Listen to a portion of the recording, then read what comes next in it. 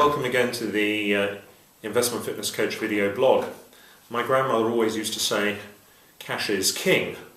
And certainly it would seem that most people agree with her, because a recent report that came out this week from the Office for National Statistics showed that in the age group of 45 to 54-year-olds, of their long-term savings, 66% was parked in cash on deposit. So certainly those individuals certainly seem to agree with my grandmother that cash is king.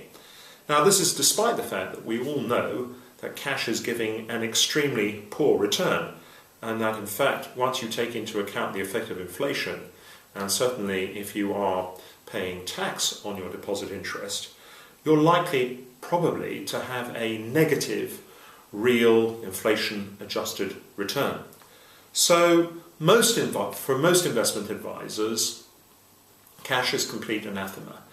They counsel everybody that holding cash as a part of your long-term savings plan or as a long-term pool of savings can be dangerous to your economic and financial health. But I'm really not so sure, and this is what I would like to examine today with you. And the way to look at this, I think, is to really go back and put this whole question of cash and the return on cash in context.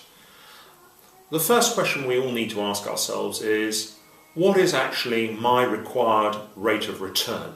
And what do I mean by that? What I mean is, if you ask yourself the following question: what are my top 3 financial goals in life? In other words, what's the stuff that I want to do in my life that requires money and planning? So work out what those 3 long-term life objectives could be. It could be I want to have a nice lifestyle in retirement. It might be I want to have a second holiday home. It might be I want to help my kids with their further education. Then ask yourself the timeline associated with that particular goal. By when will I need the money for that particular objective? And then finally ask yourself, how much is required? So once you've mapped out actually what it is you want to achieve in your life, how much you need financially, and by when, you can then zero in by asking yourself the following question. Well, okay, having a look at everything that I have now, my long-term cash, my debt, my savings, and I take a picture of where I am now, a snapshot of where I am now, as opposed to where I want to be in the future, whether it be 5 years or 10 years or even 20 years hence. What needs to happen to get me from where I am now to where I want to be in the future? In other words, what is my required rate of return? Now, it may well be that if you have very large cash reserves, that in fact, sitting on your cash, even if your cash is going to have a small negative return over the years due to the effect of inflation and of tax, will allow you to achieve everything that you want to. And the point that I would make to investors is, why take more risk in life than you need to? If cash, which is, if you will, the least risky asset, will deliver to you the lifestyle and the life objectives that you want to achieve, and you don't need to take any more risk, then truly cash is king, and that's really going to work for you. And please don't feel any guilt about your cash not working for you. Sometimes I come across people and say, well, I feel bad about leaving my money at the bank because my money should be working hard for me.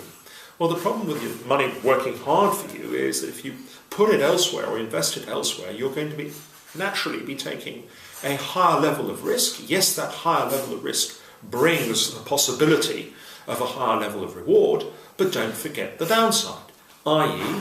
risk always equals reward. And likewise, higher reward will involve higher risk.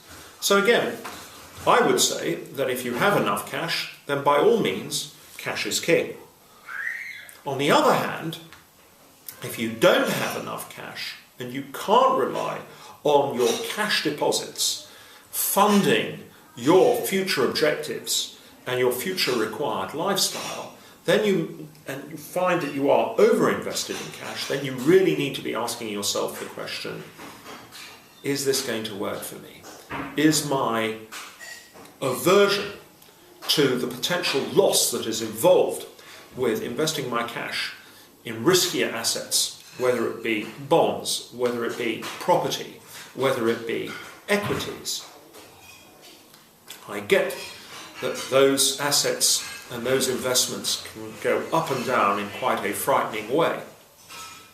But on the other hand, the short-term benefit of parking your cash as a long-term pool of savings and leaving it there for many, many years, you may well be doing yourself a long-term disservice.